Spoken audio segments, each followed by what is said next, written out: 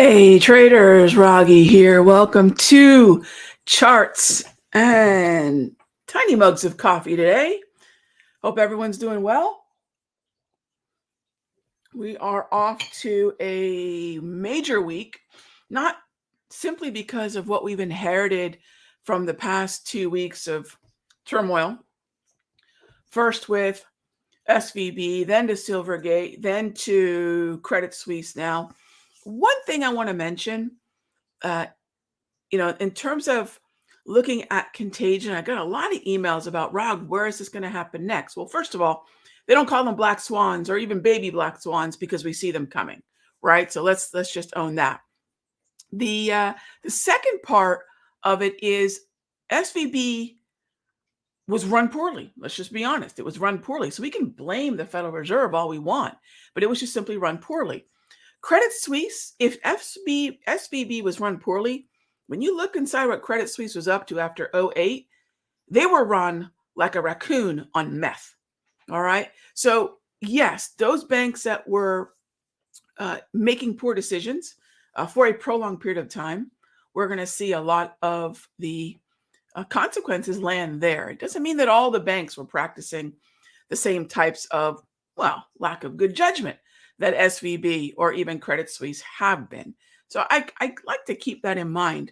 I mentioned in the Raghee report last night that supposedly, I don't know, I wasn't invited, but supposedly 20 different private jets were landing in Omaha last night. You got to think that Grandpa Buffett's going to be walking away with some significant ownership in a number of regional banks who are all out hat in hand to Buffett. So it will be very interesting to see how that goes. This is exactly the kind of event that he takes advantage of. He's extremely bullish in terms of the markets when you look over a span of time, which if you do look at a log chart, if you do look at a logarithmic chart, or even if you look at a regular price chart over the past 50 years, over the past 60 years, the path of least resistance is up. Yes, there are periods of significant downturns, right? But it's the significant downturns where the optimists, where the bulls step in, that's where the money is made. Yet we do want to celebrate the Paulsons. We do want to celebrate the Burries, right? We want to celebrate that when in reality, that's not how we're going to, you and I are going to typically do well in trading and investing. So just putting that out there. And, I thought a lot about this because I did get an email from a longtime friend of mine, not in the markets, but I taught him a lot of what I do. And he's a business owner, mostly real estate. And he and I talked I say talks, right? It's so funny how Slack and Skype and text messaging feel like a conversation, but it was. And we discussed a lot the difference between financial confidence and financial security. And look, financial security is kind of like the tooth fairy. It's kind of like it's like that. Confidence is the difference, right? Confidence comes from the skills you acquire. Confidence comes from having a plan, regardless of the economic environment, right? So just putting some things out there because I know we're at kind of peak fear again. Oh my gosh, here comes 2008. Look how the charts look the same, all that kind of stuff. So, time will tell. But for now, again, just remember, trade what you see, not what you think, and avoid those corners of the market that are looking the most problematic. Okay, so we're going to kick off just a quick part of our discussion here with the Fed Fund futures, the target rate probabilities. And once again, here in just about a week, just about 3 days, this week, this is where we're expecting rates to be 4.75% to 5%. 4.75% to 5% is likely going to be where we hold in May, likely where we continue to hold, if not, take a look at June, hold into June. Now, the only variable is whether or not we make it up to 4.75% to 5%. So we get to 4.75% to 5% this week, hold or hike another quarter in May, and that would make the month of June either a hold or maybe a hike to that 4.75% to 5%. So we're right back to a much more reasonable. And if you've been following what I've been talking about the last few days, this is very good. what we're seeing here, the slightly more hawkish leaning is very good because this has been mostly where the Federal Reserve has course corrected us for the better part of the last 6-8 months. Okay, so this becoming a little bit more prominent is excellent. This disappearing, excellent. That was way too accommodative, or just not hawkish enough. All right, so we know that people are coming back to their senses, um, and target rate probabilities are aligning with where we were before we got jacked up to 6% on day one of Humphrey Hawkins' testimonies. This is a good thing, gang. This is a good thing. All right. And we will continue to focus on tech because this is the place where financials are almost irrelevant in terms of weighting. Yes, widespread fear, panic, risk aversion will affect all major indices: Dow, NASDAQ, Russell, and the S&P. I mentioned Russell because Russell is disproportionately weighted in regional banks as opposed to every other one of those indices that I just named. And the NASDAQ, in terms of its composition, does not really have any significant weighting in financials. I think in both the XLK and the QQQ, it's under 1%. So it's insignificant. All right, so let's get to it, gang. As always, the show is about your questions, having a game plan, and let's go ahead and dive on in, shall we? All right, so first up, Stephen asked, I'm looking to go long OR. Sure. Old, okay. Please look at the daily and hourly for a pullback buying opportunity. This is going to be the same across all gold stocks and gold itself. So OR is really going to be no different than what we would talk about on GC. I think the hourly is going to be the best bet, not the daily time frame. The daily time frame will need a significant pullback. So whatever version of gold you're looking at that's launched with the underlying commodity, the 1 hour time frame would be the best. Here's what I would point out, Stephen. We have resistance right here by way of a gorgeous volume ledge.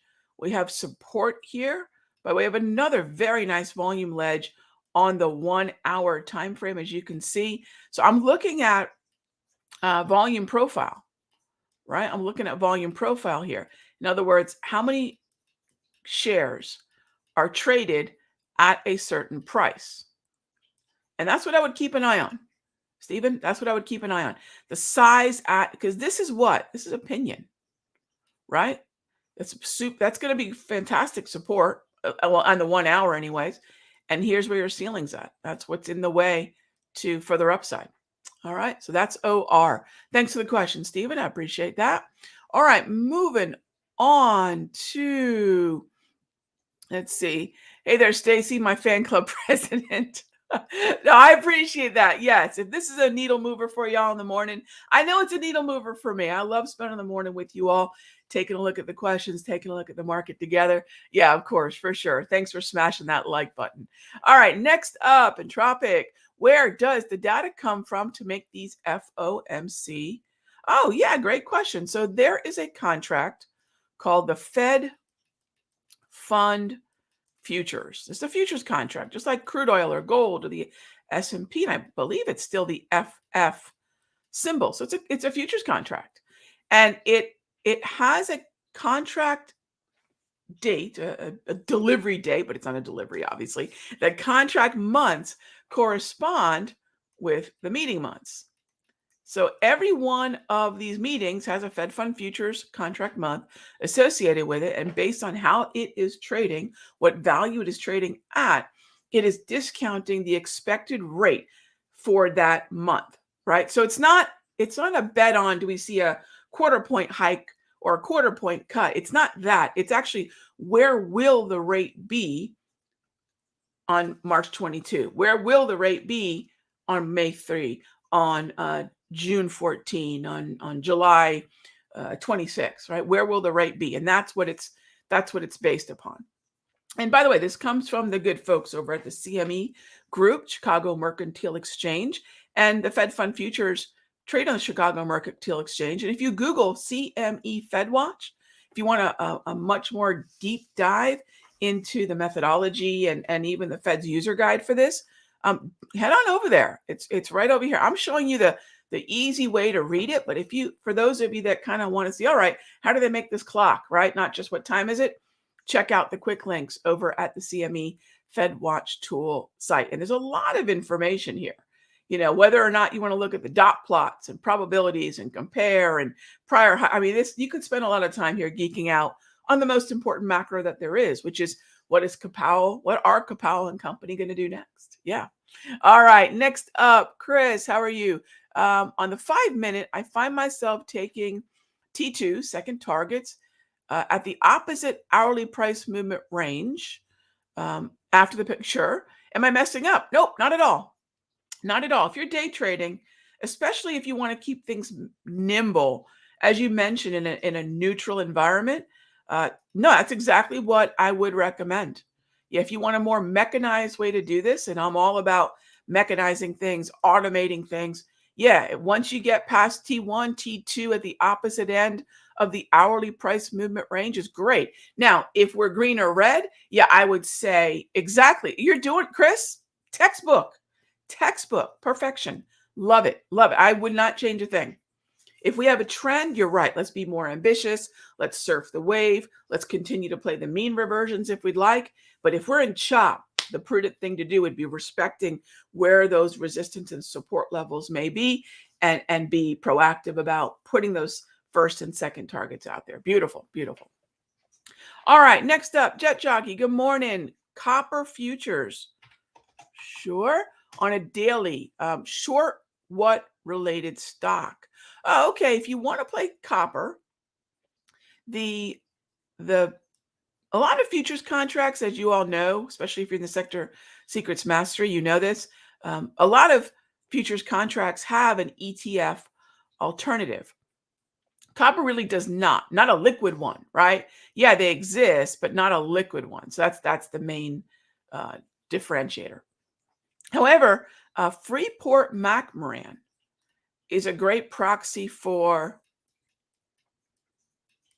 copper or just, a choice. So as long as we're not near earnings, right? We want to make sure we're not anywhere near earnings. As long as we're not near earnings, Freeport McMoran, if copper is a short, you're probably going to see something on Freeport. If copper is a buy, you're probably going to see something on Freeport. I would focus, though, on the long side. Oversold stochastic, neutral environment, stick with the process, right?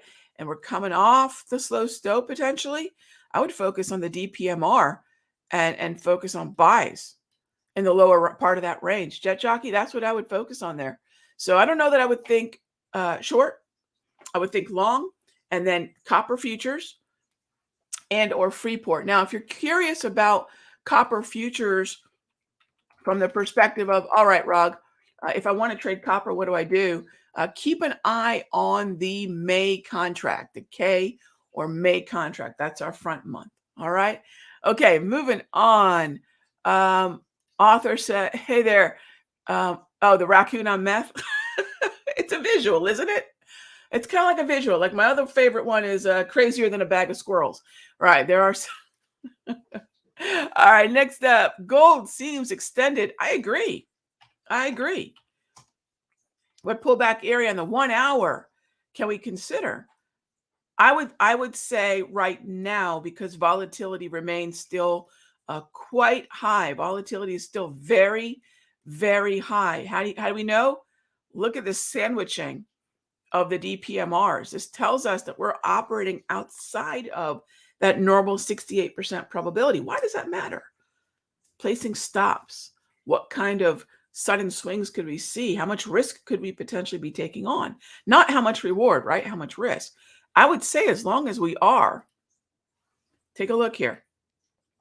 Green structure, 1 hour time frame. Yeah, I think a reversion to the mean at the 34 EMA wave would be just fine with me. So on the 1 hour, Kadar, keep an eye on the 34 EMA wave. Yeah, I would definitely say that would merit our attention. Yeah, and remember, gang, we've got Powell coming up on Wednesday, and while that might seem kind of far away, it's not, right? We know there's going to be a lot of volatility as we deal with that action. So next up, Mr. Walker, the S&P on the 5-minute? Sure. All right. So if I'm taking a look at the S&P on the 5-minute, I'm going to be in the day trading room and in the Sector Secrets Mastery in 4 minutes. And in 4 minutes, we're going to be talking about the structure that we are inheriting. And the structure that we are inheriting right there, bullish. If you're ever wondering if the market's bullish, bearish, or neutral, there's no easier, better way than to look at a number of moving averages and their relationship to one another. And then we take that relationship and just turn it into a traffic light, simple little indicator that sits on the bottom of all my charts. 5-minute, 1 hour, daily, weekly, doesn't matter. Market structure. Market structure, by the way, is unique to the time frame, right? So 5-minute is not going to have the same time market structure as say an hour. An hour may not look like the daily, etc. Anyway, so what that gives us is an opportunity potentially in our 9 to 10 o'clock HPMR, or I would not recommend a reversion to the mean right off the bat. So, let's wait. I'll usually wait till about 9:45 before I start looking for reversions to the mean. But it does look very good for potential slow stow, for potential V-score, and hourly price movement ranges, at least till 9:45. And then after 9:45, after we get about halfway through the clearing range, then we can start looking at the 34 EMA wave for potential entry. So that's the ES on the 5-minute. Now we have to take a look. If we're looking at the S&P, remember, it's largely going to do one of two things. It's going to move with the NASDAQ, which means it's moving more with XLK and tech, or it's going to move with the Dow, which means it's moving more with financials and healthcare. The reason the S&P ends up in a tug of war is that S&P, its top 3 weighted sectors are tech, financials, and healthcare.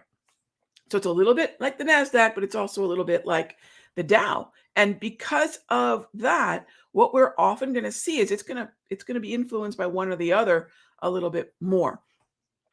If the Dow looks strong, if the NASDAQ looks strong, that's when I've got the green light to go with the S&P. But is the NAS strong today? Interestingly enough, it is not, right? The NAS is neutral going into the open. Doesn't mean we can't buy it. It absolutely does not mean we can't buy it with the DPMR and or the V-score and or the slow stow.